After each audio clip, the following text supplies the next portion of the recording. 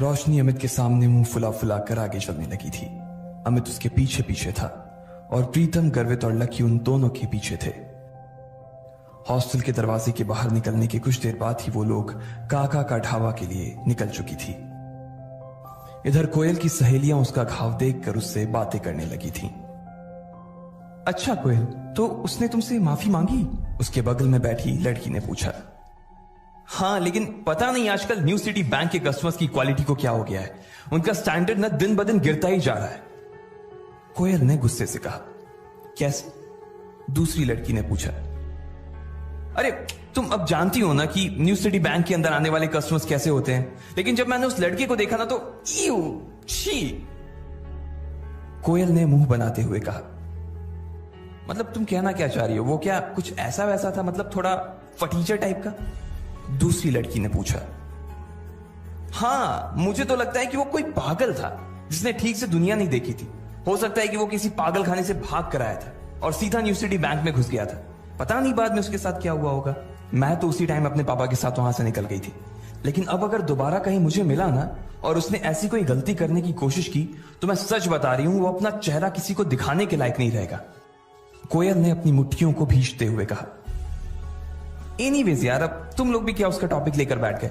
वैसे भी अब हम कभी मिलने वाले नहीं है।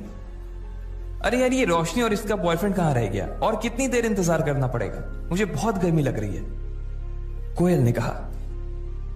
वैसे मुझे तो रोशनी का बॉयफ्रेंड ना बहुत अच्छा लगा यार। वो स्मार्ट है, उसके पास हाइट है और वो पतला भी है।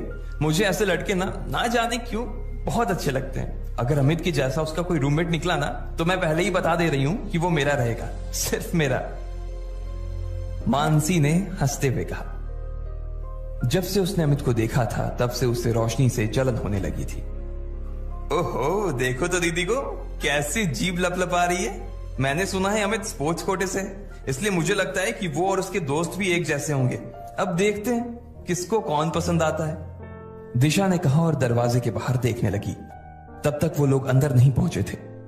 जब तक वो लोग अंदर आते तब तक कोयल उन्हें अपने नए मोबाइल के फीचर्स दिखा रही थी। तीनों लड़कियों ने उसमें ढेर सारी सेल्फी ली और फिर जब वो आखिर में वेटर को बुलाकर उससे ग्रुप फोटो खिंचवाने ही वाली थी कि तभी रोशनी, अमित, प्रीतम, गर्वित और लकी अंदर आ चुके थे। इससे पहले कि लकी पूरा अंदर घुस पाता, उसने प्रीतम से कहा, तुम लोग जाओ, मैं जरा वॉशरूम से होकर आता हूं। उसे याद आया कि उसकी पैंट पर कीचड़ लगा हुआ था, इसलिए वो उसे साफ करने के लिए वॉशरूम चला गया। इधर प्रीतम, गर्वित ने जैसे ही कोयल, दिशा और मानसी को देखा, उन दोनों की आंखें फटी की फटी रह गई। गर्वित की तो चाल ही धीमी हो गई थी और प्रीतम ने अपनी कांपती आंखों को छुपाने के लिए ऊपर चश्मा पहन लिया था। अरे कोयल, दिशा, मानसी, किस बारे में बात हो रही है भाई? पता है तुम्हारे हंसने की आवाजें बाहर तक आ रही हैं। इतना कितना जोर से खिलखिला रही थी कि पूरा ढाबा ही गूंज रहा था। रोशनी का मन उन तीनों को देखते ही मस्त हो गया था। रोशनी की बात सुनते ही उन तीनों ने रोशनी की तरफ देखा। उसके पीछे ही अमित खड़ा था और अमित के पीछे गर्वित और प्रीतम खड़े थे। जैसे ही उन लड़कियों की नजर गर्वित और प्रीतम पर पड़ी, उनकी जैसी तो बत्ती से ही गिर गई। उनका चेहरा लटक गया था और वो तीनों ठगा सा महसूस करने लगी। उन्हें जैसी उम्मीद थी वो दोनों लड़के दूर दूर तक उसके आसपास भी नहीं थे और इसी वजह से एक ही पल में निराशा ने उनके मन को घेर लिया था।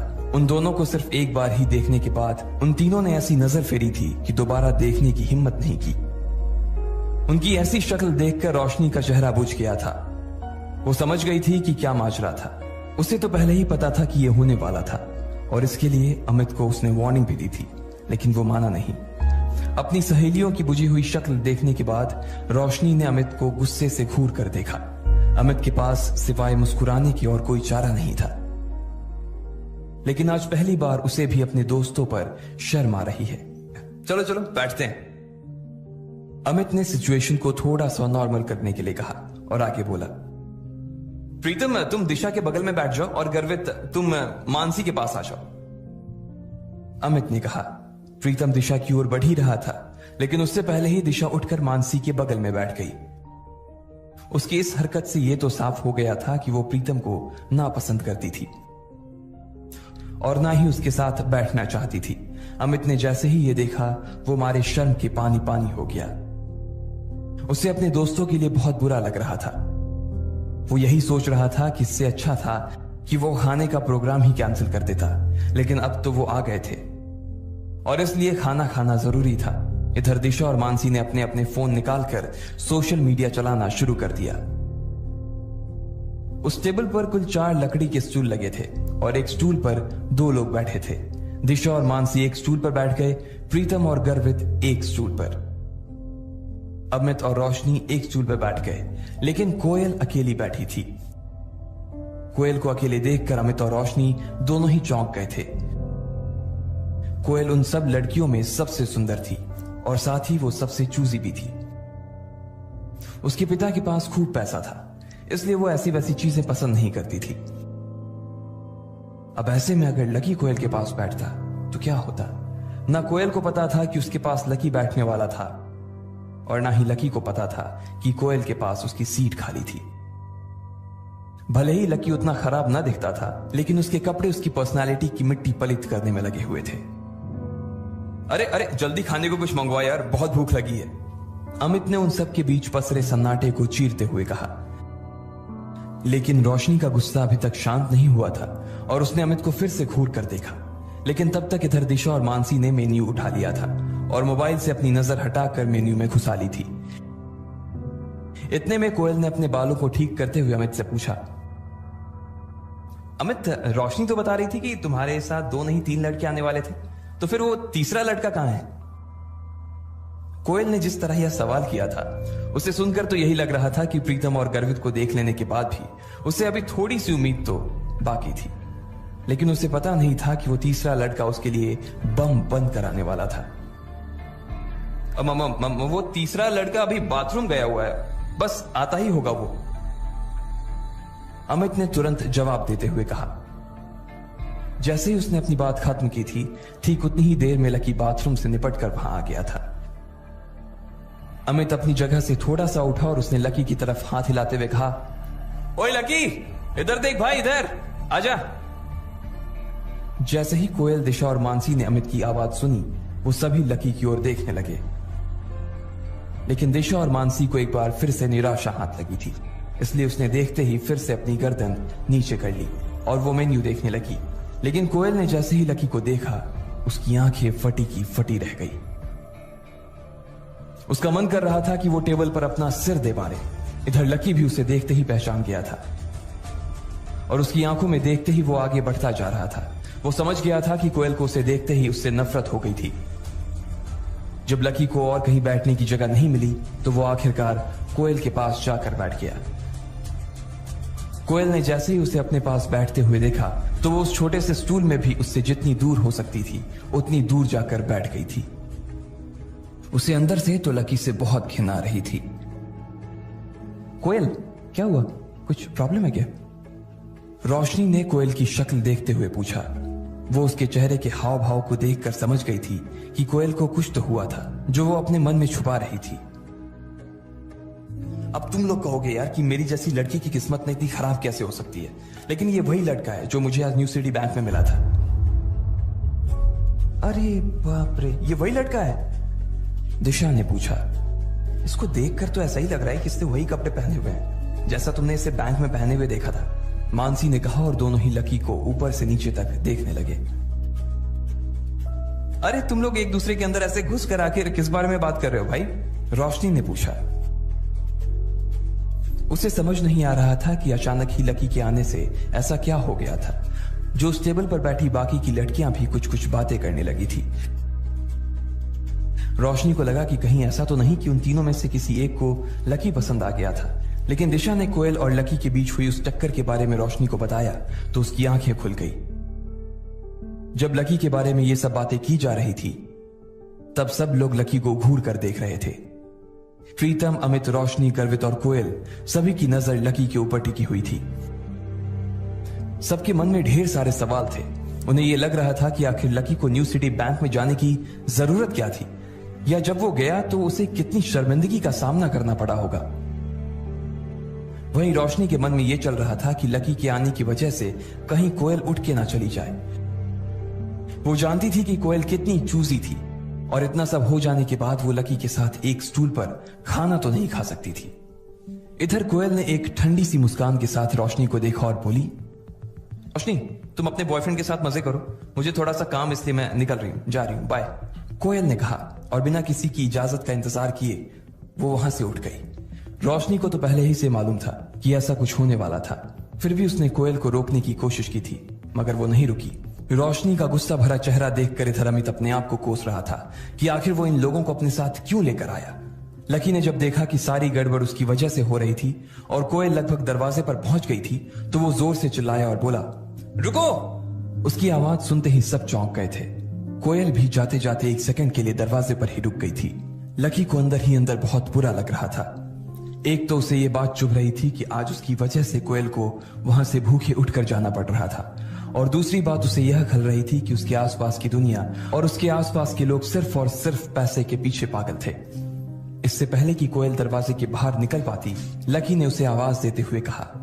लकी की आवाज सुनकर कोयल ने गुस्से में कहा, क्या है, क्या है, फिर से मुझसे टकराना चाहते हो? कोयल ने लकी से बात करते हुए कहा।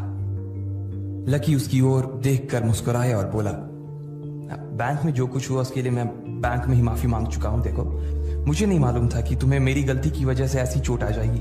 आई एम रियली सॉरी। कोयल की नजर लकी की ओर नहीं देख रही थी। भले ही लकी की बात सुनकर वो थोड़ा सा पिघल जरूर गई थी, लेकिन अभी भी उसकी घिन पूरी तरह से शांत नहीं हुई थी। कोयल ने कोई जवाब नहीं दिया और वहां से फिर से निकलने लगी। लकी ने उसे फिर से रोका और कहा, अरे तुम अपना ये पर्स वहां भूल गई थी, मैं तो बस यही देने आया था तुम्हें। इसमें तुम्हारा सिटी बैंक का वो सुप्रीम कार्ड होगा ना? लकी ने तिरछी नजरों से उसे देखते हुए कहा। कोयल मन ही मन सोच रही थी कि इस आदमी के न्यू सिटी बैंक का जब कोई कार्ड था ही नहीं, तो फिर इसे कैसे पता चला कि वहां कौन सा कार्ड चलता है। हो सकता है मैनेजर ने इसे भगाने से पहले समझा दिया होगा। कोयल ने अपने मन में सोचा और निकलने लगी। लकी अभी भी उसी जगह पर खड़ा था। जैसे ही कोयल दरवाजे से बाहर होने वाली थी, इतने में उधर से कोई रईस ज्यादा सामने आया और कोयल से जानबूझकर टकरा गया। इडियट, देख कर नहीं चल सकते क्या? कोयल ने गुस्से में उस आदमी को देखते हुए कहा। उस आदमी ने काले रंग की टी शर्ट और हरे रंग की ट्राउजर पहनी हुई थी। उसके हाथ में कोई बहुत महंगी सी घड़ी भी थी, और वो जिस तरह से कोयल को देख रहा था, उसकी शक्ल से साफ पता चल रहा था कि उसकी नीयत अच्छी नहीं थी। अरे बेबी, क्या हुआ? चोट लगी है? मलहम लगा दूं क्या? उस लड़के ने कोयल को छेड़ते हुए कहा। कोयल को उसकी उस बात पर बहुत गुस्सा आया। एक तो वो पहले ही सुबह अपनी चोट भूली नहीं थी, और उसके बाद इस आदमी से टकराने के बाद उसका गुस्सा और बढ़ गया था। इतना कहते ही वो आदमी कोयल की दिशा में आगे बढ़ने लगा। लकी कोयल से थोड़ी ही दूरी पर खड़ा था। सभी लोग बस देखे जा रहे थे। अब आगे क्या होगा? क्या लकी कोयल को बचाने के लिए बीच में आएगा, या उसे वो अपनी किस्मत के भरोसे छोड़ देगा? इन सब सवालों के जवाब अगर आप जानते हैं तो कमेंट बॉक्स में कमेंट करके हमें भी बताएं। इधर वो आदमी कोयल की ओर बढ़ता जा रहा था, लेकिन कोयल भी उसके सामने ही खड़ी थी। उसने गले में मोटी सोने की चैन पहनी हुई थी, और वो इतनी गर्मी में भी जैकेट पहन कर आया था। वो देख पा रही थी कि उसके इरादे ठीक नहीं लग रहे थे, लेकिन फिर भी वो उसके सामने से हटने का नाम नहीं ले रही थी। लेकिन ने जब कोयल को देखा तो उसे लगा कि उसे बीच में आना चाहिए। इससे पहले कि वो बीच में जाता, कोयल ने गुस्से से उस आदमी से कहा, मलहम लगाना अपनी बहन की पीठ पे, रास्ता छोड़ और आगे जाने दे मुझे। कोयल ने उसे हटकाते हुए कहा, अच्छा तो तू ही बन जाना मेरी बहन, चला जा। उस लड़के ने कोयल के साथ बदतमीजी करने की कोशिश की और उसका हाथ पकड़ने की ओर आगे बढ़ने लगा। उसके इस बर्ताव से कोयल को असहज महसूस हो रहा था और उसने अपने पैर पीछे खींचने शुरू कर दिए। वो लड़का घूरते हुए कोयल की ओर बढ़ता जा रहा था। जैसे ही उसने कोयल का हाथ पकड़ने की कोशिश की, इतने में उसे महसूस हुआ कि किसी ने उसके हाथ को पकड़कर उसे बीच में ही रोक दिया था। जब उस आदमी ने कोयल से नजर हटाते हुए उस आदमी को देखा तो पाया कि वो कोई और नहीं बल्कि लकी था। भैया भैया क्या कर रहे हो? बहन भी बोल रहे हो और छेड़ भी रहे हो। लकी ने बहुत प्यार से उस आदमी से कहा और धीरे से कोयल के आगे आ गया। अबे तू कौन है बे? हट जा बीच में से, वरना दिल्ली में नजर नहीं आएगा। उस आदमी ने कहा, अरे भाई प्यार से बात करो ना, मर्द हो तो मर्द की तरह बात करो। मर्द होने में और गुंडा होने में बहुत फर्क होता है। क्यों अमित प्रीतम गर्वित, मर्द और गुंडा होने में फर्क होता है कि नहीं होता है? लकी ने उन तीनों की ओर देखा और इशारे से उन्हें अपने पास बुला लिया। उन तीनों को भी लकी का इशारा समझने में देर नहीं लगी थी और वो भागकर उसके पास आ गए। अब वो चारों लड़के उस अकेले आदमी को घेर कर खड़े थे। मुझे डराने की कोशिश कर रहा है? जिस दिन अकेला मिल गया ना, उस दिन मारते मारते लाल किला पर चढ़ा दूंगा, उस आदमी ने कहा। लकी उसकी ओर देखकर मुस्कुराने लगा और फिर कोयल की ओर देखते हुए बोला, मैडम आप घर जा रही थी ना, रास्ते में पुलिस स्टेशन आए तो इन भाई साहब की रिपोर्ट लिखवा देना। सबूत की चिंता मत करना, होटल में सीसीटीवी लगा हुआ है, इसमें सब कुछ रिकॉर्ड हो चुका है। गर्वित, जाकर मैनेजर से पिछले 5 मिनट का फुटेज तेरे फोन में ट्रांसफर करवा ले तो, और सोशल मीडिया पर इसे वायरल करवा, और इन भैया को भी टैग कर देना। भाई साहब आपका हैंडल नेम क्या है बताइएगा प्लीज। लकी ने बड़ी मुश्किल से अपनी हंसी को दबाते हुए पूछा। गर्वित को मैनेजर के कमरे में जाता देख उस लड़के की हालत खराब हो गई थी। ये सब करने से पहले उसने सोचा नहीं था कि यहां पर सीसीटीवी कैमरे भी लगे होंगे, इसलिए उस लड़के ने गुस्से से लकी को घूर कर देखा और फिर पैर पटक कर बाहर निकल गया। इधर लकी और उसके दोस्त उस लड़के को जाते देखकर हंसने लगे थे। कोयल के चेहरे पर भी मुस्कान तैर गई। उसका गुस्सा अब थोड़ा सा शांत होता दिखाई दे रहा था और उसने लकी की ओर देखकर कहा, थैंक्स। लकी बदले में उसकी ओर देखकर मुस्कुरा दिया, लेकिन इसके बाद कोयल वहां से निकल गई थी। उसे तो लग रहा था कि वो अब रुककर उसके साथ खाना खा लेगी, लेकिन कोयल ऐसी वैसी कोई लड़की नहीं थी। वो एक बार जो डिसाइड कर लेती थी, उसके बाद चाहे उसका खुद का नुकसान हो, लेकिन वो चीज करके ही रहती थी। उसके चले जाने के बाद दिशा और मानसी थोड़ी सी शांत हो गई थी। सब लोगों ने खाना मंगवाया और थोड़ी बहुत बातचीत करते हुए खाना खत्म कर दिया। बिल भरने के बाद रोशनी अपनी सहेलियों के साथ चली गई। वहीं अमित अपने दोस्तों के साथ अपने कमरे पर आ गया था। उसने अपने कपड़े बदले और फौरन मैदान में चला गया। आज उसके बास्केटबॉल के ट्रायल होने थे। इधर प्रीतम, गर्वित और लकी अपने अपने पलंग पर लेट गए थे। तीनों ने अपने अपने फोन निकाल लिए थे और सोशल साइट पर सर्फिंग करने लगे थे। जैसे ही गर्वित ने अपना सोशल मीडिया हैंडल खोला, वो खुशी के मारे जोरों से उछल पड़ा। अरे भाई लोग, अंजलि लाइव आ रही है यार, जल्दी आओ, लॉग इन मारो यार। गर्वित अंजलि को बहुत पसंद करता था। वो उसकी क्लास में ही पढ़ती थी और ऐसे आए दिन वो लाइव आ जाती थी। जिस दिन वो लाइव होती, उस दिन वो पूरे क्लास में ये फैला देती थी। इस ऐप पर जिस पर वो लाइव आती थी, उस पर लड़के उसे अलग अलग इमोजी भेजते थे। हर इमोजी भेजने के कुछ पैसे लगते थे। हर इमोजी की कीमत अलग थी। ये इमोजी अंजलि को गिफ्ट में मिलते थे और बाद में वो इसे कैश करवा देती थी। चूंकि अंजलि बहुत खूबसूरत थी और किसी का मन भी मोह लेती थी, इसलिए लड़के दिल खोलकर उसे इमोजी भेजते थे। इस पूरे ऐप की एक और खास बात थी और वो ये कि इसमें सबके नाम दिखाई नहीं देते थे जो उसके असली नाम थे। सब लोगों ने अपने अपने हैंडल अलग अलग नाम से बना रखे थे। जब लकी को लगा कि उसके पास भी कुछ करने के लिए कुछ खास है नहीं, तो उसने भी अंजलि के लाइव में अपने आप को जोड़ने का सोच लिया। उसे अंजलि से कोई लेना देना नहीं था। वो तो बस इसलिए जुड़ गया था कि वो बस अंजलि की रूममेट डिंपल को देख सके। वो तो ये देखना चाह रहा था कि क्या डिंपल को उसकी जरा भी याद आ रही थी, या आज क्लास में उसने जो ड्रामा किया था वो ड्रामा नहीं बल्कि सच्चाई थी। इस वक्त तक उसके लाइफ में 30 लोग जुड़ गए थे और वो सारे ही उसके क्लासमेट्स थे। दोपहर लंच से आने के बाद उनकी कोई क्लास नहीं थी, इसलिए सब लोग उस लाइफ से जुड़ गए थे। अंजलि ने अपने हाथों में एक गुलाबी रंग का तकिया दबा रखा था और पीले रंग के हेडफोन लगाए हुए थे। वो कैमरा के सामने देखकर मुस्कुराई जा रही थी। गाइस, मुझे आए हुए अभी तक 20 मिनट हो चुके हैं, लेकिन आप लोगों की तरफ से ना मुझे एक भी प्रेजेंट नहीं मिला है। लगता है आज ना किसी को आइसक्रीम नहीं खानी है और ना ही किसी को मेरे साथ डेट पर जाना है। अब इससे पहले कि मैं लाइव खत्म कर दूं, जल्दी से कोई इमोजी भेजो। अंजलि ने पाउट बनाकर कैमरे की तरफ एक किस उछाल दिया। उसे देखते ही लोगों के दिलों की धड़कनें थम गई थी। अंजलि पूरे क्लास में बहुत पॉपुलर थी। ऐसा कोई लड़का नहीं था जो उसे पसंद ना करता हो। कुछ लोग तो दिल ही दिल में अंजलि को अपना दिल ही दे चुके थे। जैसे ही उसने प्रेजेंट की बात की तो किसी ने उसकी तरफ गोल्ड रिंग भेज दी, तो किसी ने उसके पास नेकलेस भेज दिया। नेकलेस के लिए thanks morning star, gold ring के लिए थैंक्स राइजिंग हीरो। अंजलि के पास जैसे जैसे गिफ्ट आते जा रहे थे, वैसे वैसे वो लोगों को थैंक्स देती जा रही थी। ज्यादातर लड़के उसे 50 या 100 रुपए से ज्यादा का गिफ्ट नहीं दिया करते थे। जैसे ही अंजलि ने कुछ लोगों को थैंक यू बोला, तभी किसी ने नीचे में एक कमेंट लिखा, अंजलि तुम बहुत सुंदर हो, दिल्ली की गर्मी से भी ज्यादा हॉट हो यार। और इतने में उसे एक और इमोजी मिल गया। अब गर्वित से रहा नहीं जा रहा था। उसने भी जोश जोश में एक 50 का नेकलेस अंजलि के कमेंट सेक्शन में डाला और नीचे अपने हैंडल फ्लाइंग फिश से मैसेज डाला, अंजलि मैं गर्वित, मैं बहुत दिनों से ना तुम्हारे लाइव आने का इंतजार कर रहा था। हेलो गर्वित, थैंक यू, मैं जानती हूं तुम्हें, अंजलि ने उधर से जवाब दिया। उसका जवाब पढ़ते ही गर्वित की आंखों में चमक आ गई और उसने अपने दोस्तों की ओर देखकर कहा, अरे भाई लोग, तुमने देखा, अंजलि ने मेरे मैसेज का जवाब दिया यार।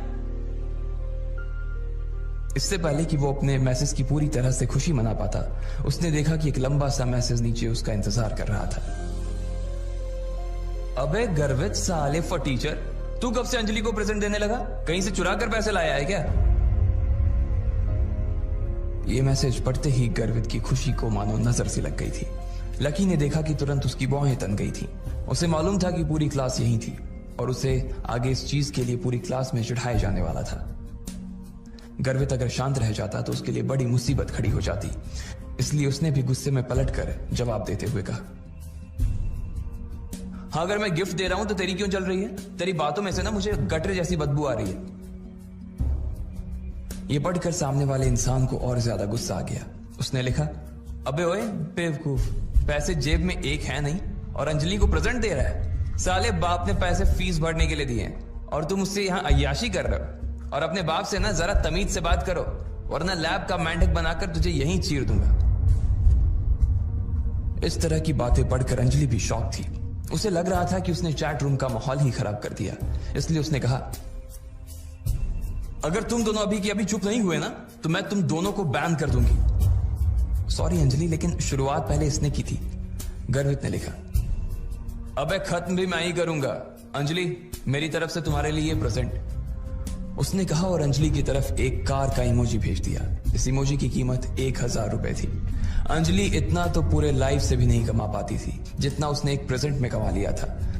अंजलि ने तुरंत अपने सुर बदले और उसे थैंक यू बोलने लगी, लेकिन उस लड़के का गुस्सा अभी भी थमा नहीं था।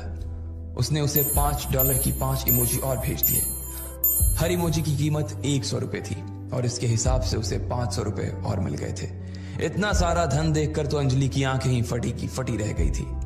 आकाश, इतने सारे गिफ्ट देने के लिए ना मैं तुम्हें ढेर सारा थैंक यू बोलती हूँ। मैं सच में बहुत खुश हूँ, अंजलि ने कहा और आकाश की तरफ एक किस उछाल दिया।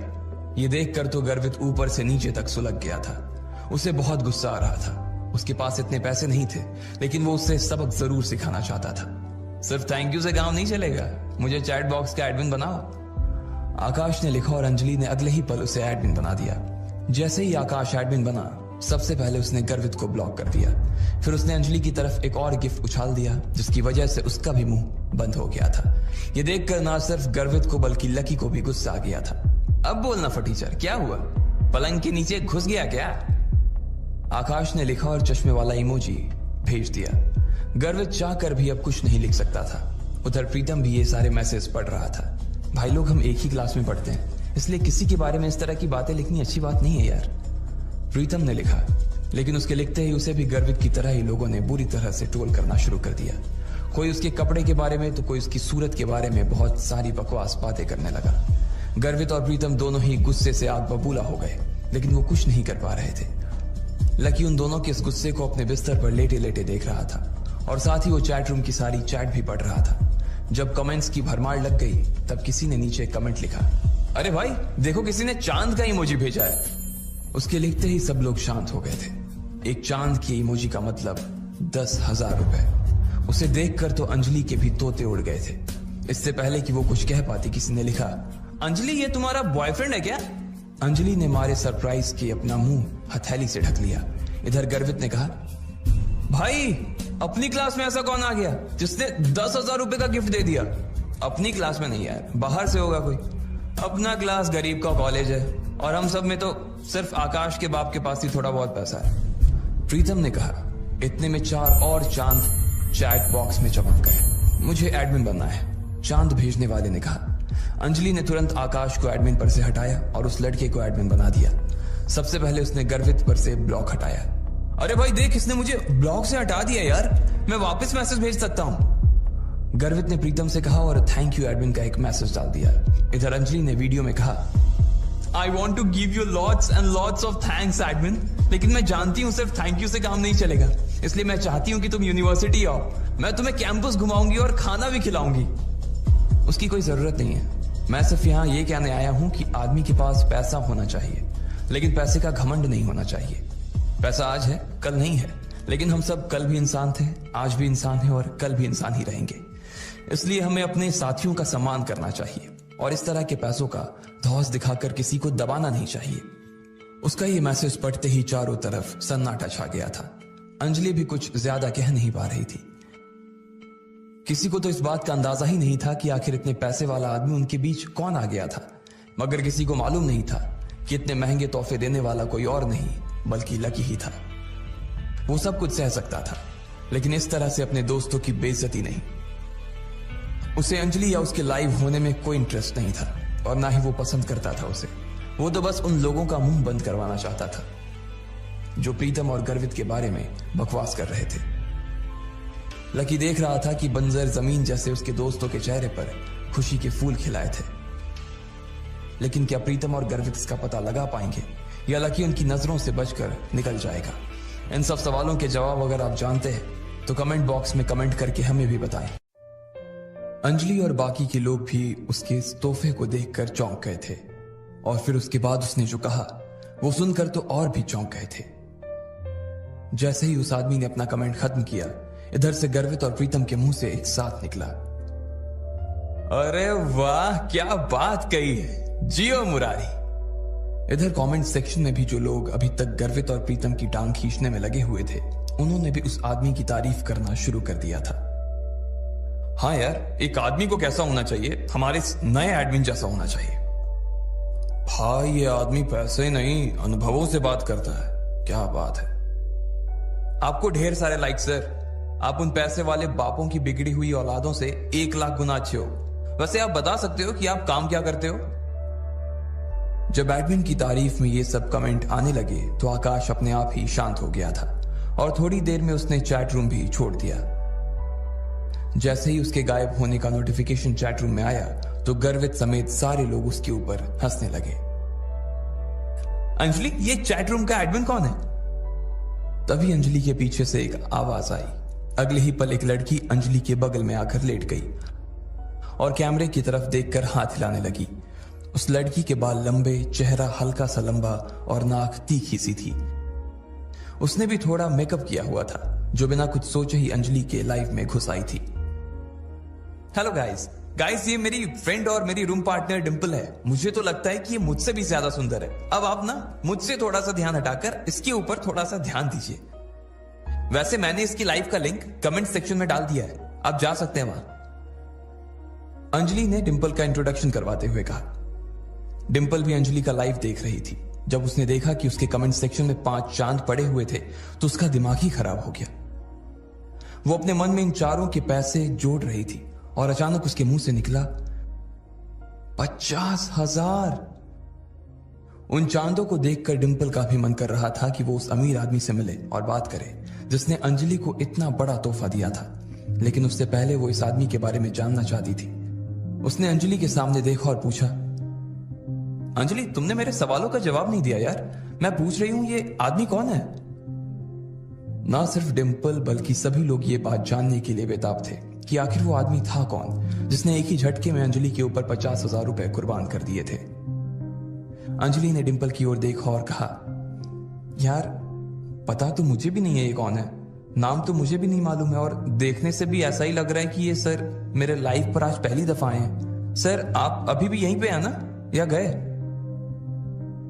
अंजलि ने लाइव में पूछा और इतने में उधर से उस आदमी का हाँ का मैसेज कमेंट सेक्शन में आ गया। उसका कमेंट पढ़ते ही डिंपल भी मारे खुशी के पागल हो गई थी। उसने फौरन ही उसे इंप्रेस करने के लिए कहा, सर आप सच में ही बहुत ही कूल हो, मैं तो आपकी फैन हो गई। आपने मेरी दोस्त अंजलि को 5 चांद दे दिए, ये तो सच में बहुत कूल है। वैसे मैं आपको बताना चाह रही थी कि मैं भी अपना खुद का लाइफ शुरू करने की सोच रही थी, तो क्या आप मेरे भी लाइफ से जुड़ेंगे? आई प्रॉमिस मैं आपको अंजलि से भी अच्छे रिटर्न गिफ्ट दूंगी, डिंपल ने कहा और चमकती हुई आंखों से कैमरे की ओर देखने लगी। इधर जब गर्वित ने देखा कि लकी भी उस लाइफ से जुड़ा हुआ था और पलंग पर लेटकर अपने फोन को देख रहा था तो उसने लकी से कहा, ओए लकी सुन, उसे देखना बंद कर।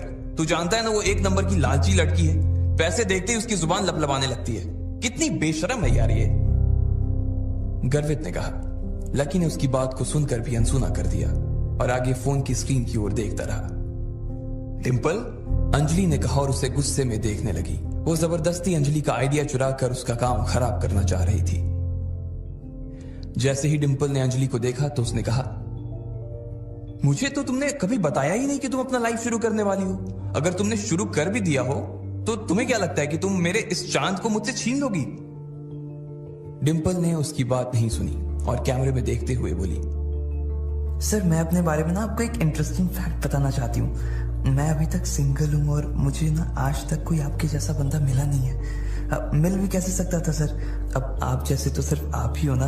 अब अगर आपको भी कोई मेरी जैसी बंदी ना मिली हो ना तो हम लोग मिल सकते हैं, एक दूसरे को जान सकते हैं। सर आपका तो पता नहीं, लेकिन मुझे तो आपसे मिलने की ना बहुत ज्यादा एक्साइटमेंट हो रही है। डिंपल ने कहा और शर्म के मारे अपने गालों को लाल कर लिया। ये डिंपल की कला थी, वो जब चाहे अपने चेहरे का रंग बदल सकती थी। जैसे ही उसने ये बात कही, नीचे किसी ने कमेंट किया, क्या कहा तुमने? तुम सिंगल हो? उसे पढ़ते ही डिंपल एक बार के लिए बैकफुट पर आ गई, लेकिन सिर्फ उस चांद वाले आदमी का टेंशन लेने के लिए उसने अपने आप को कैमरे पर सिंगल बता दिया था। और अगर वो चांद वाला आदमी इसमें इंटरेस्ट दिखाता तो उसके लिए सच में सिंगल भी हो जाती। वो सिर्फ एक ही चीज देखती थी, पैसा। ये लड़की यार पैसों के अलावा किसी की भी सगी नहीं हो सकती यार। कैसी लड़की है यार ये? प्रीतम ने कहा। लकी ने उसकी तरफ देखा मगर उसकी आंखों में कोई गुस्सा नहीं था। हाँ, अभी तक मैं सिंगल ही हूं और आज तक मैंने अपना किसी को बॉयफ्रेंड भी नहीं बनाया है। डिंपल ने जानबूझकर शर्माते हुए कहा। अरे दीदी, क्या बात कर रही हो? एक लड़के ने नीचे लिखा और चौंकने वाला इमोजी चिपका दिया। अंजलि के चेहरे के भाव भी उस इमोजी जैसे ही हो गए थे। उसने डिंपल की ओर देखा और पूछा, कैसी बात कर रही हो डिंपल? सबके सामने लाइव आकर झूठ। पूरी क्लास जानती है कि अभी अभी तुम्हारा लकी के साथ ब्रेकअप हुआ है और पूरी क्लास ये भी जानती है कि तुम आजकल राहुल के साथ घूमती हो। डिंपल अंजलि की बात सुनकर हैरान रह गई थी। अरे तुम भी क्या बोल देती हो अंजलि? मैं और राहुल तो बस अच्छे दोस्त हैं यार, और इसके अलावा और कुछ भी नहीं। हम सिर्फ साथ में हैंग आउट करते हैं। और जहां तक बात रही लकी की, तो वो तो बेचारा इतना गरीब है। मैं तो सिर्फ उसकी पढ़ाई में हेल्प करती थी। कभी उसे कोई टॉपिक समझा देती तो कभी उसके नोट्स लिखवा देती थी। हाँ, जब उसे भूख लगती तो हम लोग साथ में गोलगप्पे खाने चले जाते थे। ये मैं मानती हूँ। वैसे वो पैसे देने के लिए खूब इंसिस्ट करता था, लेकिन मैं उसे पैसे नहीं देने देती थी। अब तुम लोग सोच रहे हो कि मेरे और उसके बीच कुछ चल रहा था। ये सब बकवास है यार। डिंपल से जितना हो सका उसने उतनी सफाई से झूठ बोलते हुए कहा। अंजलि को उसकी बातें सुनकर गुस्सा तो आ रहा था। सर, अगर आप वैसे डिंपल के बारे में और भी कुछ जानना चाहते हो तो मुझे भी। इससे पहले कि अंजलि आगे कुछ कह पाती, उसने देखा कि एडमिन चैट रूम छोड़कर चला गया था। उसे जाते हुए देखते ही डिंपल और अंजलि का मुंह उतर गया। इधर लकी ने अपना फोन बंद कर दिया और आंखें बंद करके अमित के पलंग पे लेट गया। उसकी शक्ल प्रीतम और गर्वित को नहीं देख रही थी। वो दोनों भी अभी इस लाइफ से जुड़े हुए थे, लेकिन उन दोनों को भी लकी के लिए काफी बुरा लग रहा था। इधर लकी दीवार में अपनी नजरें गड़ाए उसे एकटक देखा जा रहा था। उसके दिमाग में अभी भी डिंपल की कही बातें गूंज रही थी। उसे विश्वास नहीं हो रहा था कि डिंपल यह सब चीजें कह रही थी तो उसकी आंखों में जरा भी दर्द नजर नहीं आ रहा था। वो तो ये सब ऐसे कह गई जैसे उसकी और लकी के बीच जो कुछ था वो सिर्फ लकी का एक सपना था और डिंपल का उससे कोई लेना देना नहीं था। अगर ऐसे में उसे पता चलता कि लकी कौन था तो फिर वो उन शब्दों के बारे में क्या सोचती जो आज सुबह पूरी क्लास के सामने उसने लकी को सुनाए थे। तो उसकी शक्ल कैसी हो जाती। लकी एक बार तो उसका चेहरा ऐसे देखना चाहता था। ये सब सोचते हुए लकी को कब अमित के बिस्तर पर नींद आ गई उसे पता ही नहीं चला। अगले दिन जब उसके बाकी दोस्त क्लास के बाद अपने कमरे पर आ रहे थे तो वो सब लकी को भी अपने साथ ही ले आए थे। वो लोग अपना लंच खत्म कर चुके थे और उसमें उन्होंने थोड़ा बहुत लकी के साथ भी शेयर किया था। इधर लकी अपना बैंक बैलेंस देख रहा था। कल जो 50,000 उसने खर्च किए थे उसे लग रहा था कि उसने समंदर में से सिर्फ एक बूंद पानी निकाल ली थी। क्या सारा टाइम फोन ही देखता रहेगा? मेरी वार्डन से बात हो गई है। उसने कहा है कि तुम जब चाहो तब फिर से शिफ्ट कर सकते हो, इसलिए हम आज ही तुम्हारा कमरा खाली करके सारा सामान यहां से ले जाएंगे। अमित को भी कोई दिक्कत नहीं है, उसने भी हाँ कर दी है। प्रीतम ने कहा। लकी का भी उस कमरे में अकेले मन नहीं लग रहा था, इसलिए उसने भी हाँ कर दी थी। यार तुम लोग ना सच में जानो मेरी, लकी ने कहा और प्रीतम और गर्वित के गले लग गया। अबे जा, सिर्फ गले लगने से काम नहीं चलेगा, शाम को ना असली पार्टी देनी पड़ेगी। गर्वित ने कहा और झूमते हुए बॉटल की ओर इशारा कर दिया। सब लोगों को हंसी आ गई। वो लोग मजे मस्ती कर रहे थे कि इतने में अमित आ गया। जैसे ही वो कमरे में घुसा तो सबने उसकी उतरी हुई शक्ल देखी। वो बहुत उदास नजर आ रहा था। क्या हुआ भाई? लकी ने पूछा। अमित ने उसकी बात का कोई जवाब नहीं दिया और कुर्सी पर आकर बैठ गया। सब लोग जो कि अपने अपने बिस्तर पर लेट चुके थे, वो अमित की ऐसी उतरी हुई शक्ल को देखकर फिर से बैठ गए। बताना भाई, क्या हुआ? स्पोर्ट्स अथॉरिटी ने फिर से तेरे साथ कोई गेम कर दिया क्या? गर्वित ने पूछा और लकी की ओर देखने लगा। अमित कुछ नहीं बोल रहा था और बस अपना चेहरा लटका कर बैठा हुआ था। उसे कुछ समझ नहीं आ रहा था कि आखिर उसके दोस्त उसकी बातों को कैसे लेने वाले थे, लेकिन उसके पास और कोई नहीं था जिससे वो ये सब बता सके। इसलिए उसने कहा, नहीं, कोयल को कुछ हो गया है। और कहते ही उसने अपनी गर्दन नीचे झुका ली। बाकी तीनों लोग घबराई हुई नजरों से उसे देख रहे थे। पर हुआ क्या भाई? कोयल ठीक है? लकी ने उसके पास लगी कुर्सी पर बैठते हुए कहा। जिस हिसाब से अमित की शक्ल वो देख रहा था, लकी समझ गया था कि मामला इतना सीधा नहीं था जितना बाकी लोग समझ रहे थे। अमित वैसे भी छोटी मोटी चीजों से घबरा जाने वालों में से नहीं था।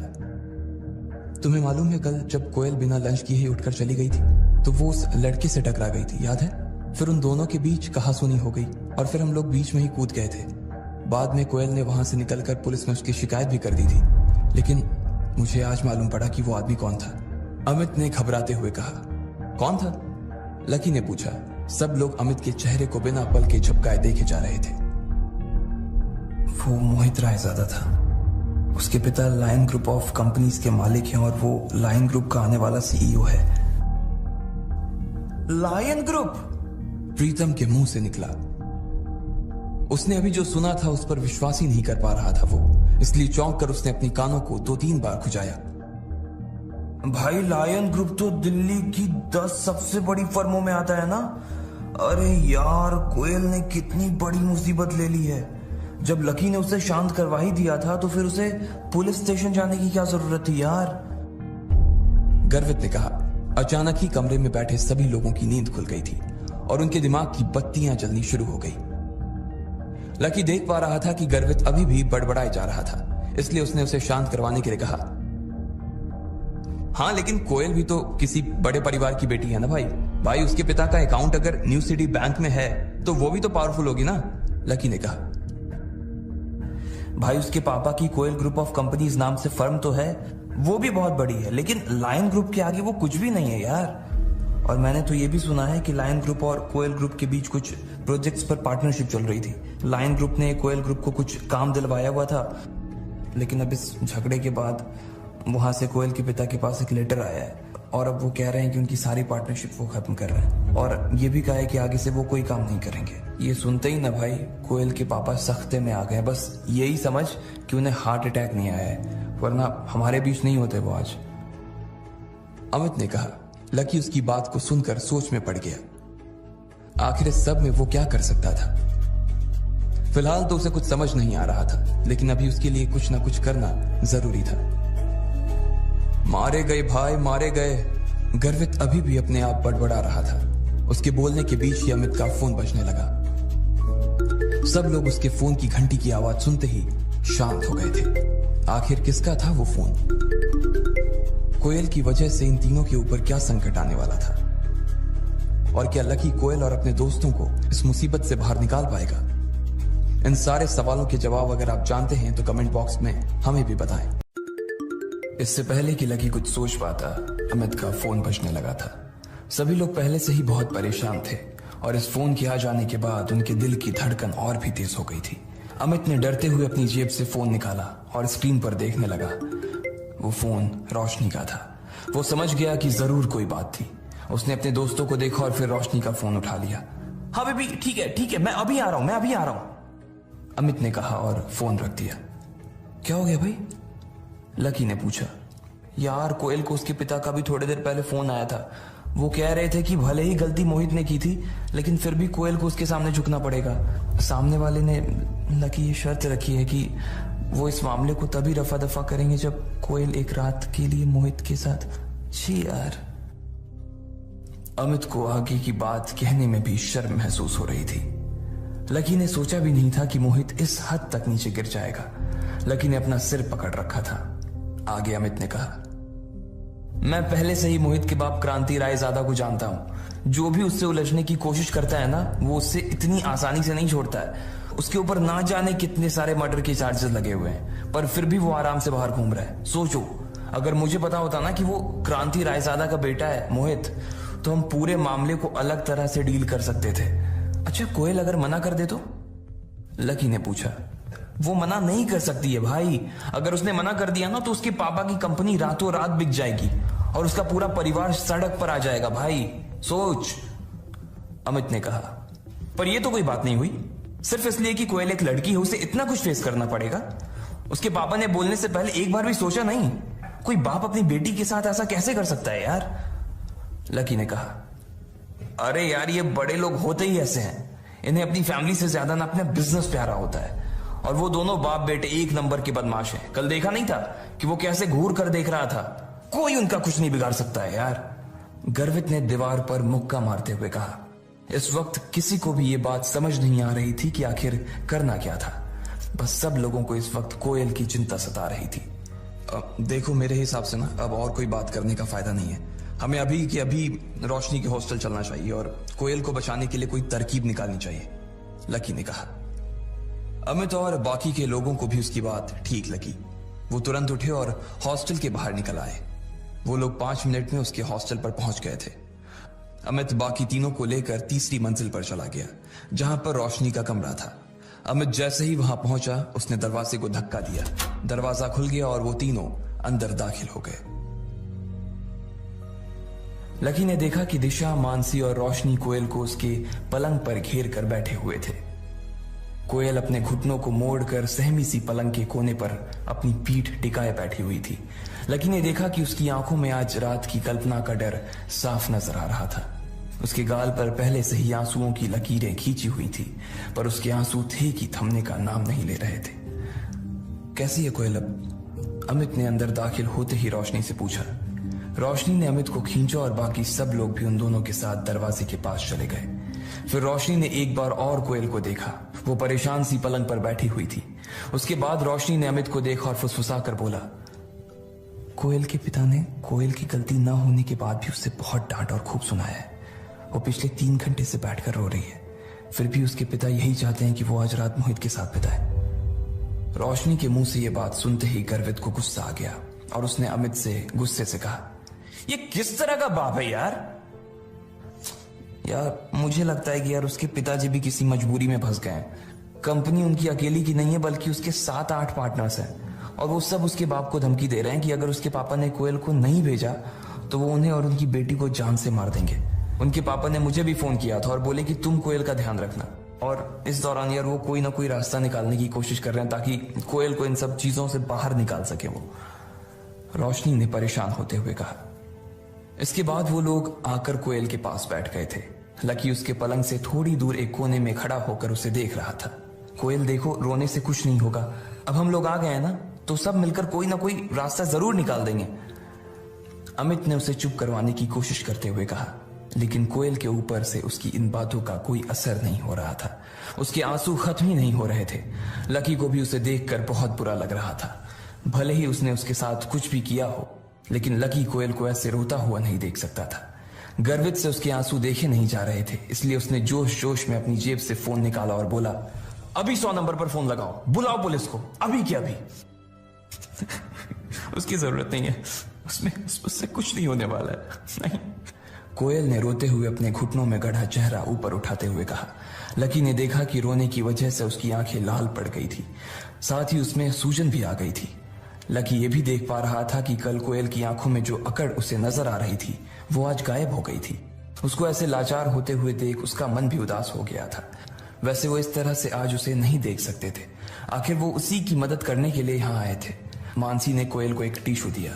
उसने उससे अपनी नाक पोंछी और आंसू भरी आंखों से अमित की ओर देखकर बोली, पुलिस को फोन करने से कोई फायदा नहीं है। अगर हमने उन्हें बुलाया ना तो मामला मेरे और मेरे पापा के लिए ना और ज्यादा बिगड़ जाएगा। क्या करूं मैं यार। कोयल जानती थी कि ये बड़े मसले थे और इसमें पुलिस उसकी कोई मदद नहीं कर सकती थी। वैसे भी पहले ही पुलिस को बुलाने और बताने की वजह से ही तो ये सब मुसीबत खड़ी हो गई थी। अब अगर वो फिर उसी रास्ते पर गए तो क्रांति रायजादा और ज्यादा नाराज हो सकता था। जितना वो नाराज होता उतनी कोयल और उसके पिता की हालत खराब हो जाती। अगर किसी को फोन करना है तो किसी ऐसे आदमी को करो जो मोहित और उसके बाप से भी बड़ा आदमी हो। वही हमारे बीच में बोलकर हमारी मदद कर सकता है। मैं अभी अपने पिता से पूछता हूँ कि वो किसी ऐसे आदमी को जानते हैं या नहीं जानते हैं। अमित ने कहा और अपना फोन निकालकर अपने पिता को फोन करने के लिए बाहर चला गया। मैं भी पूछती हूँ, रोशनी ने कहा। दिशा और मानसी भी इस काम में लग गए थे। हालांकि दिल ही दिल में सब लोग इस बात को जानते थे कि उनके परिवार के कॉन्टैक्ट्स इतने बड़े नहीं थे कि वो लायन ग्रुप के ऊपर दबाव बना सके, पर फिर भी इस वक्त वो कोयल का दिल बहलाने और उसे शांत करने के लिए ये सब कर रहे थे। प्रीतम और गर्वित ने कुछ नहीं कहा, उसके पास कोई कनेक्शन नहीं था। लकी, जो कि कब से चुपचाप एक कोने में खड़ा था, उसने कोयल की ओर देखा और बोला, चिंता मत करो, तुम्हारी और तुम्हारी फैमिली की प्रॉब्लम जल्द ही सॉल्व हो जाएगी। लकी के मुंह से ये बात सुनकर कोयल थोड़ा चौंक गई थी और वो उसी की ओर देखने लगी। जब वो रो रही थी तो उसे पता ही नहीं चला कि लकी भी उसे चुप करवाने के लिए आया हुआ था। लकी को उसने अभी देखा था और देखते ही उसने अपनी नाक साफ करते हुए पूछा, तुम भी आए हो?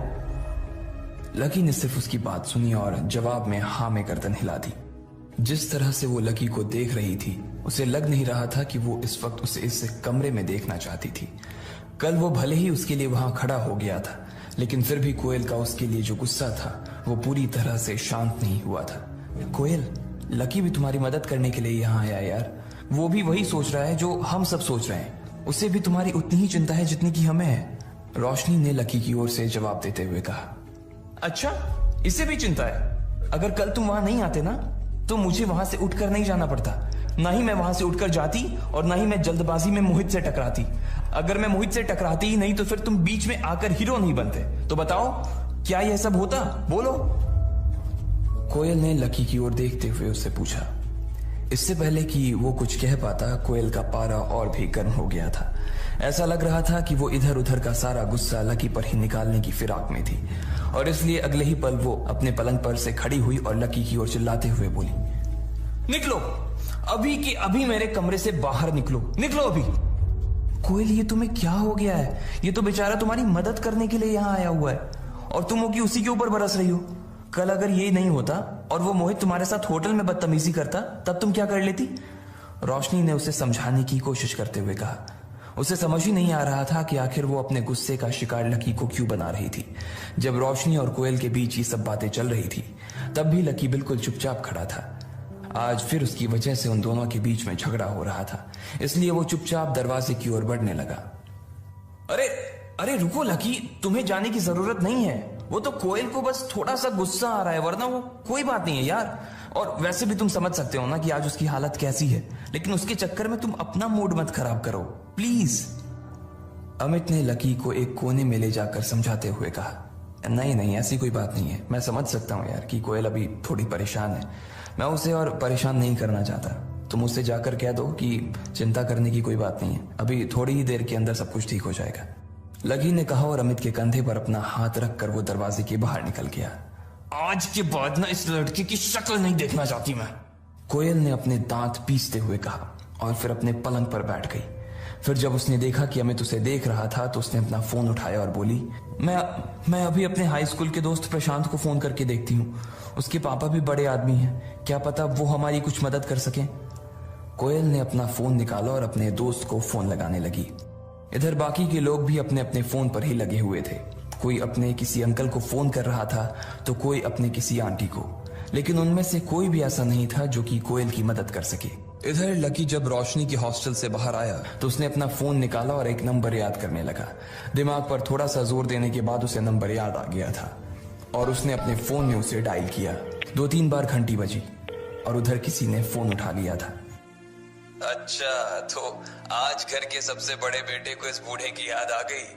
वहाँ मेरा बच्चा 8 सालों से बाहर तड़प रहा है और यहाँ ये बूढ़ा उसके लिए परेशान होने के अलावा और कुछ भी नहीं कर पा रहा है। फोन की दूसरी ओर से एक बूढ़े आदमी की आवाज लकी के कानों में गूंज गई। वो सालों बाद इस आवाज को सुन पा रहा था। इस आवाज को सुनने के लिए उसके कान कब से तरस गए थे, लेकिन वो चाहकर भी उन्हें फोन नहीं कर सकता था। जब तक वो गरीबी की परीक्षा को पास नहीं करता तब तक वो उन्हें फोन नहीं कर सकता था। आज इतने साल बाद उनकी आवाज सुनी तो लकी की आंखों में आंसू आ गए। उसका दिल भर आया था। सालों से उसे अपने इस अकेलेपन की ऐसी आदत हो गई थी कि वो भूल गया था कि उसका कोई परिवार भी था। उसकी आंखों में आंसू थे लेकिन वो मुस्कुरा भी रहा था। काशीनाथ जी, आप कुछ ज्यादा ही गंभीर होकर बात नहीं कर रहे हो? आपको आइडिया नहीं है कि आपकी आवाज इतने सालों बाद भी सुनकर ना मुझे कितनी खुशी हो रही है। वैसे मैं आपसे कुछ काम की बात करना चाहता हूँ, इसलिए आपको फोन किया है। लकी ने कहा। हाँ बताओ, ये बूढ़ा तुम्हारी क्या मदद कर सकता है? काशीनाथ जी ने पूछा। अब क्योंकि मैंने वो परीक्षा पास कर ली है तो इसका मतलब मैं परिवार के सारे अधिकारों का इस्तेमाल कर सकता हूँ ना? लकी ने पूछा।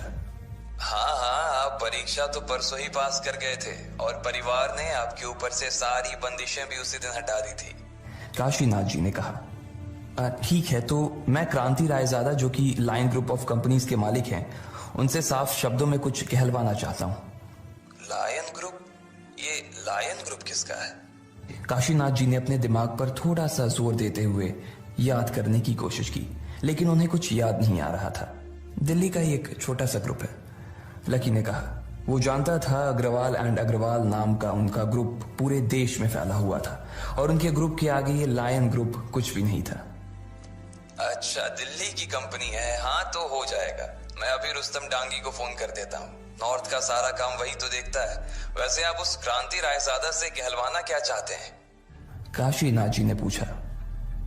उनसे यह कहना है कि कोयल ग्रुप के अगेंस्ट वो जो भी एक्शन लेने का सोच रहे हैं उसे वो अभी के अभी रद्द कर दें, लकी ने कहा। ठीक है, समझ गया। आप चिंता मत कीजिए, आधे घंटे में ही आपका काम हो जाएगा, काशीनाथ जी ने कहा। लकी ने फोन रख दिया था। उधर कोयल ने अपना फोन काट दिया था। उसने अपने जिस दोस्त को फोन किया था उसके पिता दिल्ली के किसी बड़े से आदमी से मिलकर उसका काम करवाने वाले थे। अब देखना यह था कि आखिर कौन मोहित को कोयल से दूर करवाने वाला था। क्या ये श्रेय उसका दोस्त प्रशांत को जाता या फिर लकी इस खेल में बाजी मारता? क्या कोयल को कभी पता चलता कि लकी आखिर कौन था? इन सब सवालों के जवाब अगर आप जानते हैं तो कमेंट बॉक्स में हमें भी बताएं। उधर लकी की बात सुनते ही काशीनाथ जी ने रुस्तम डांगी को फोन लगा दिया था और इधर कोयल के दोस्त प्रशांत के पिताजी ने भी उसकी मदद करने की ठान ली थी। प्रशांत के पिता जयेश ने कोयल की मदद करने के लिए इसलिए हाँ कर दी थी क्योंकि Delhi trade and merchant union के अध्यक्ष चेतन मित्तल उनके स्कूल के खास दोस्त थे। अगर चेतन मित्तल ने इस मामले में क्रांति रायजादा को फोन भी कर दिया तो कोयल की सारी मुश्किल एक बार में ही हल हो जाती। इस वक्त चेतन मित्तल अपनी कंपनी में किसी विदेशी क्लाइंट के साथ एक डील साइन करने में जुटे हुए थे। इस क्लाइंट से न सिर्फ चेतन मित्तल की कंपनी को बल्कि दिल्ली के हर छोटे बड़े व्यापारी को ढेर सारा फायदा होने वाला था। पूरा सौदा लगभग 1500 करोड़ रुपए का था। जब ये मीटिंग चल रही थी तभी चेतन मित्तल के कॉन्फ्रेंस रूम का दरवाजा खुला और उनका सेक्रेटरी हॉल के अंदर आ गया। इस तरह से अपने सेक्रेटरी को बीच में घुसते देखकर चेतन मित्तल को बहुत गुस्सा आ रहा था। उसके आने की वजह से बाकी लोग भी परेशान हो रहे थे। उनकी नजर में ये बहुत बुरा व्यवहार था। सेक्रेटरी भी इस बात को अच्छी तरह से जानता था, मगर फिर भी उसके पास अंदर आने के अलावा कोई चारा नहीं था। सर, एक बात करनी थी आपसे, सेक्रेटरी ने धीरे से चेतन मित्तल के पास आते हुए कहा। उसने भी हाँ में गर्दन हिला दी। इसके बाद सेक्रेटरी उसके करीब आया और उसके कानों में कुछ कहने लगा। जैसे ही चेतन मित्तल ने अपने सेक्रेटरी की बात सुनी, उसके चेहरे का रंग बदल गया और वो अपनी कुर्सी से खड़ा होकर बोला, मुझे माफ करना साथियों, लेकिन मुझे अभी किसी बहुत ही जरूरी काम के लिए यहाँ से निकलना पड़ेगा। हम इस डील के बारे में बाद में बात करेंगे। मैं जानता हूँ कि इस तरह की मीटिंग को बीच में छोड़कर जाना ठीक नहीं है, लेकिन आप लोग मुझे आज माफ कर देना प्लीज। इतना कहकर चेतन अपनी कुर्सी पर से उठा और दरवाजे से बाहर निकलने लगा। तब तक दूसरे पक्ष के अनुवादक ने उन अंग्रेजों को चेतन की बात समझा दी, जिस पर उन्होंने जवाब में कहा, चेतन जी, अगर आप इस तरह से डील के नेगोशिएशन में बीच में उठकर चले जाएंगे तो फिर आगे इस बारे में आपसे कोई बात नहीं करना चाहेगा। चेतन ने पलटकर देखा तो पाया कि उनका लीडर चेतन के इस व्यवहार से बहुत ही नाराज हो गया था। देखिए, आपका कहना बिल्कुल ठीक है, लेकिन फिर भी इस वक्त मुझे जाना पड़ेगा। आगे जैसा आप लोगों को ठीक लगे, चेतन ने कहा और वहां से निकल गया। उसके सेक्रेटरी ने उसके कान में यह कहा था कि अभी अभी रुस्तम डांगी का फोन आया था और उसने लायन ग्रुप और कोयल ग्रुप के बीच जो विवाद था उसे सुलझाने के लिए चेतन मित्तल को याद किया था। चेतन मित्तल के लिए 1500 करोड़ रुपए से ज्यादा रुस्तम डांगी का फोन था। वो एक बार के लिए अपने धंधे में नुकसान झेल सकता था, लेकिन वो रुस्तम डांगी की नाराजगी किसी भी कीमत पर नहीं झेल सकता था। अगर ऐसा होता ना तो सिर्फ उसे पैसों का नुकसान नहीं होता, बल्कि उसकी पूरी कंपनी और अध्यक्ष होने की उसकी जो छवि थी वो छवि एक बार में ही धूमिल हो जाती। इधर चेतन मित्तल सबसे नीचे माले पर पहुंच गया था और अपनी गाड़ी की ओर बढ़ता जा रहा था। उसका सेक्रेटरी भी उसके पीछे पीछे ही आ रहा था। ठीक इसी वक्त प्रशांत के पिता जयेश भी चेतन के दफ्तर में पहुंच चुके थे। चेतन भाई, जयेश जी चेतन की ओर देखकर मुस्कुराए और उसकी ओर बढ़ने लगे। उन्हें इस बात का पूरा भरोसा था कि चेतन उनकी इस मामले में कुछ मदद कर सकता था, लेकिन चेतन ने उसकी तरफ मुड़कर भी नहीं देखा और ना ही उसकी बात को सुना। वो दरवाजे से सीधा बाहर निकल गया और अपनी गाड़ी में बैठ गया। इधर लकी भी लाल किले की दीवार पर आकर बैठ गया था। वहीं पास में एक चौपाटी थी जहां पर ढेर सारे लोग शाम के वक्त घूमने फिरने आया करते थे। लकी वहां आते जाते हुए लोगों को अकेला बैठकर देख रहा था। एक प्रेमी जोड़ा दीवार पर थोड़ी ही दूरी पर उसके पास बैठा हुआ था। वो दोनों एक ही आइसक्रीम को बारी बारी से खा रहे थे। लकी को उन्हें देखकर डिंपल के साथ बिताए वो सुहाने दिन याद आ रहे थे। लकी अक्सर उसके साथ खाना बनाता था और उसे यहीं लाल किले की दीवार पर बैठा कर खिलाता था। वो अपनी जेब से थोड़ा थोड़ा पैसा बचाकर उसे आइसक्रीम भी खिलाता था। डिंपल के साथ गुजरा उसका वक्त इतनी जल्दी गुजर जाएगा, उसे इस बात की उम्मीद नहीं थी। भले ही उसे अपने आप पर यह शक था कि वो परीक्षा में पास कर पाएगा या नहीं, लेकिन उसे कभी ये शक नहीं था कि वो और डिंपल एक दूसरे से अलग हो जाएंगे। उन दोनों ने इस दीवार पर बैठकर कितने सारे वादे किए थे। कितनी ही बार डिंपल अपना सिर उसकी गोदी में रखकर यहाँ से लाल किले की मीनार को देखा करती थी। उसे उम्मीद ही नहीं थी कि ये रातों रात इतनी बदल जाएगी। डिंपल उसके लिए उस मीनार जैसी हो गई थी जिसे अब वो सिर्फ देख सकता था, छू नहीं सकता था। जब लकी अपने इन सब ख्यालों में खोया हुआ था, ठीक उसी वक्त फिर से उसके फोन की घंटी बजी। लकी ने देखा ये भूमिका का फोन था। उसका फोन देखते ही लकी उदास हो गया था। सिर्फ डिंपल ही नहीं बल्कि भूमिका भी उन लड़कियों में से थी जो उसके सीधेपन का बहुत फायदा उठाती थी। वो कॉलेज की चीयर लीडर टीम की लीडर थी। लकी भी उस टीम का अभी तक एक हिस्सा था। भले ही उस टीम में सभी लड़कियां थी, लेकिन कपड़े उठाने, सामान उठाने, बाजार कुछ ले जाने का सारा काम लकी ही देखता था। वो लड़कियां थी और इसलिए वो ये सब काम नहीं कर सकती थी। इसलिए लकी इन सब चीजों के लिए उनका असिस्टेंट बन गया था। हेलो लकी, अभी के अभी लाल मैदान में आओ। उधर से भूमिका ने कहा। हाँ, पर क्या हुआ? लकी ने पूछा। ज्यादा सवाल जवाब मत करो, जो कह रही हूं वो करो। वैसे भी यहां मेरा दिमाग खाने वाले बहुत से लोग मेरे सिर पर बैठे हुए हैं, भूमिका ने कहा और बिना लकी की बात सुने ही फोन काट दिया। लकी को कभी कभी भूमिका के ऊपर हंसी आती थी। उसका दिमाग अक्सर गर्म ही रहता था और फिर भी उसे लीडर बना दिया गया था। ऐसे में तो वो और भी ज्यादा गर्म हो जाती थी। इसलिए लकी उसकी बातों का ज्यादा बुरा नहीं मानता था। यहां बैठकर डिंपल को याद करने से तो अच्छा है कि वहां चलकर कुछ काम ही किया जाए, लकी ने अपने आप से कहा और दीवार के नीचे कूद गया। इसके बाद उसने अपनी पैंट साफ की, अपना हाथ साफ किया और मैदान की ओर जाने के लिए निकल गया। थोड़ी ही देर बाद लकी मैदान में पहुंच चुका था और उसने देखा कि मैदान में अभी 5-6 सुंदर लड़कियां खड़ी थी। लकी, पहले तो तुम इधर आओ। तुम आज इतने स्लो मोशन में क्यों चल रहे हो? भूमिका ने लकी को अपने पास बुलाते हुए कहा। वो एक लंबे से कद की लड़की थी जिसका चेहरा लंबा और आंखें थोड़ी सी डरावनी थी। हर वक्त उसका दिमाग गर्म होने की वजह से उसकी भौहें हमेशा तनी हुई रहती थी। इससे पहले कि लकी कोई जवाब दे पाता, भूमिका ने अपनी जेब से 100 रुपए का नोट निकाला और बोली, जाओ और मेरी सभी साथियों के लिए पानी का बॉटल लेके आओ। अरे यार, ये तो तुम मुझे फोन पे भी बता सकती थी ना। अगर तुम पहले ही बोल देती तो मैं पहले ही लेकर आ जाता। अब फिर से इतना चाहो, लकी ने कहा। अच्छा, तो तुम अब लीडर को सामने से जवाब दोगे? 2 कदम और चलने से ना तुम घिस नहीं जाओगे लकी महाराज। और तुमसे अगर नहीं होता ना तो बोल दो, मैं खुद ही जाकर ले आऊंगी। रिस्पॉन्सिबिलिटी नाम की कोई चीज होती है या नहीं होती है? भूमिका ने उसके सामने मुंह बनाते हुए कहा। लकी को लगता था कि भूमिका हमेशा गुस्से में ही रहती थी और वो सबसे ज्यादा अगर किसी के ऊपर बरसती थी तो वो लकी ही था। हालांकि लकी को कभी उसके गुस्से से डर नहीं लगता था। वो तो उसके काम के लिए सिर्फ इसलिए हाँ कर देता ताकि उसकी वजह से भूमिका का गुस्सा और ना बढ़ जाए। अगर वो इसी तरह से गुस्सा करती रहती तो एक दिन उसे ब्लड प्रेशर की बीमारी हो जाने का खतरा पक्का था। नहीं, ठीक है, मैं ही जाकर ले आता हूं, पर ये आखिरी बार है, अगली बार से ना मैं नहीं। इससे पहले कि लकी आगे कुछ बोल पाता, भूमिका ने अपनी आंखों को उसे डराने के लिए बड़ा कर लिया था। उसकी आंखें देखकर लकी को मन ही मन हंसी आ रही थी और इससे पहले कि वो उसके सामने हंसता, वो वहां से निकल गया। थोड़ी देर बाद लकी वापस आ गया और उसने 5 बॉटल लाकर टेबल पर रख दी।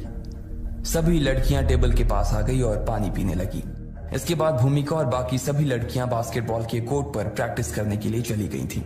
लकी वहीं स्टैंड्स में बैठकर उन्हें देख रहा था। जब तक वो प्रैक्टिस करने वाली थी तब तक लकी को वहीं बैठना था। अगर बीच में उन्हें किसी चीज की जरूरत लगती तो लकी उन्हें वो सभी चीजें लाकर देने वाला था। जब लकी बैठकर उनकी प्रैक्टिस देख रहा था तभी उसे अपने पास से एक आवाज आई, तुम भी वहां जाकर उनके साथ क्यों नहीं खेलते? लकी ने घूम कर देखा तो उसके होश उड़ गए। उसके पास एक लड़की आकर बैठ गई थी। उसके बाल बहुत खूबसूरत थे और उसका चेहरा गोल था। उसकी आंखें भूरी रंग की थी। हेलो, लकी ने उसकी ओर देखा और मुस्कुराते हुए कहा। इससे पहले कि लकी इसके आगे कुछ कह पाता, उसने देखा कि लड़की के बगल में एक और लड़का आकर बैठ गया था जिसने बास्केटबॉल खेलने के लिए पहने जाने वाले कपड़े पहन रखे थे। उसने पहले लकी को देखा और फिर उस लड़की की ओर देखते हुए बोला, हेलो, मेरा नाम विक्रांत है।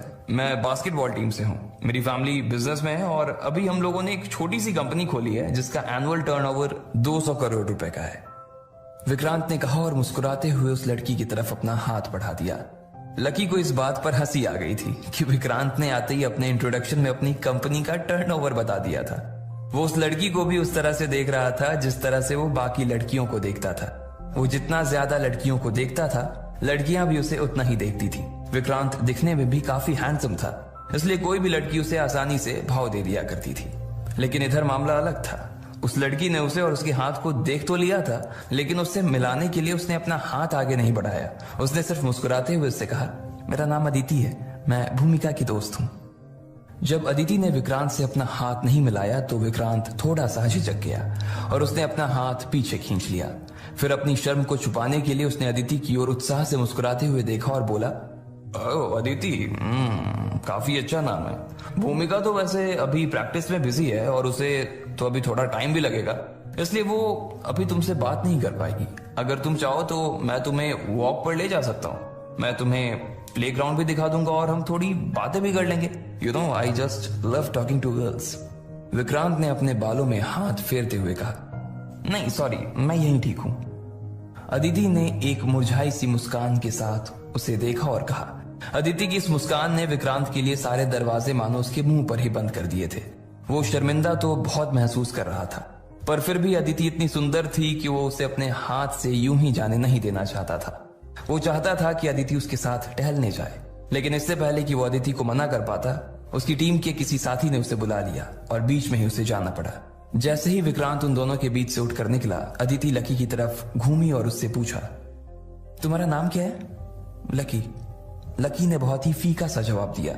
असल में जिस तरह से अदिति उसे देख रही थी, लकी उसे देखता ही रह गया था। इतने प्यार से तो शायद कभी डिंपल ने भी उसे नहीं देखा था। उसकी बड़ी बड़ी आंखों में लकी को अपने लिए थोड़ी सी भी खिन्न नजर नहीं आ रही थी। ना ही उसे ऐसा लग रहा था कि अदिति को उसके पास बैठने में किसी तरह का पछतावा हो रहा था। अदिति की नजरों में लकी के लिए कोई दया या भाव भी नहीं था। लकी देख पा रहा था कि वो जैसा था, अदिति उसे वैसे ही एक्सेप्ट कर रही थी। जब लकी को इन सब चीजों का भान हुआ तो ना चाहते हुए भी उसके चेहरे पर अदिति के लिए एक मुस्कान आ गई। अब इससे पहले कि इन दोनों के बीच कोई बात आगे हो पाती, भूमिका उन दोनों के बीच में आ गई। अदिति, तू यहां क्यों बैठी हुई है? भूमिका ने कहा। इससे पहले कि अदिति अपनी ओर से कुछ कह पाती, भूमिका ने लकी को वहां से उठने का इशारा किया और बोला, जाओ सबको पानी पिलाओ। लकी को उसकी बात का बुरा तो लगा, लेकिन क्योंकि अदिति वहां बैठी थी इसलिए उसने पलटकर कोई जवाब नहीं दिया और वहां से चला गया। उधर जब लकी सब लड़कियों को पानी पिला रहा था, तब इधर सब लोग कोयल के कमरे में परेशान से घूम रहे थे। कोयल ने देखा कि सूरज ढलने लगा था और जल्द ही रात होने वाली थी। उसे लग रहा था कि मोहित रायजादा कभी भी उसे लेने के लिए उसके आदमी वहां भेज सकता था। बाकी लोगों को भी यही डर सता रहा था। नहीं, मुझे नहीं जाना, मुझे बचा लो, मुझे नहीं जाना। कोयल ने अचानक ही चीखते हुए कहा। सब लोगों ने उसे देखा और दौड़कर उसके पास आकर बैठ गए। तू चिंता मत कर कोयल, कोई ना कोई रास्ता निकल आएगा, रोशनी ने कहा। हालांकि उसे भी यही लग रहा था कि कोयल के पास जाने के अलावा और कोई रास्ता नहीं था। सब लोग फोन कर करके हिम्मत हार गए थे। किसी के पास अब कोई कांटेक्ट नहीं बचा था कि अचानक कोयल के फोन पर उसके पिताजी का फोन आया। कोयल ने फोन उठाया। उधर से उसके पिताजी ने ना जाने क्या कहा, जिस पर कोयल बोली, व्हाट? इतना कहते ही उसका मुंह खुला का खुला रह गया था। आखिर ऐसा क्या कहा था उसके पिताजी ने? क्या उसका मैटर सॉल्व हो गया था या फिर मोहित के आदमी उसे लेने के लिए आ रहे थे? इन सब सवालों के जवाब अगर आप जानते हैं तो कमेंट बॉक्स में हमें भी बताएं।